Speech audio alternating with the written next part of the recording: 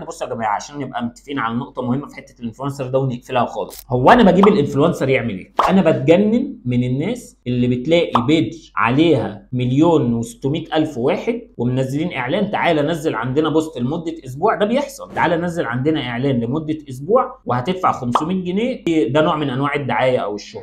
طب معلش انا اسف في الكلمه، هو الاودينس بتوع البيج دي هم الاودينس بتوع حضرتك؟ دي بيج عامله 1,600,000 واحد عشان بتنزل حاجات هلس، وحضرتك دكتور بقى اسنان باطني ايا كان. انت بتعمل ايه؟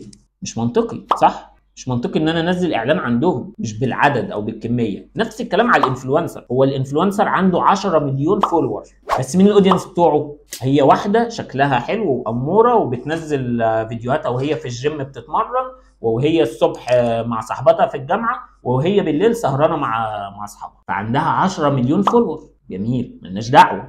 بس اجي انا كواحد عنده شركه دعايه اروح اجيبها تقعد معايا هنا واتكلم معاها على امل ان ال10 مليون اللي عندها يجوا يشتروا مني خدمه الدعايه؟ مش منطقي. الاودينس بتوعها حاجه والاودينس بتوعي حاجه تانية خالص.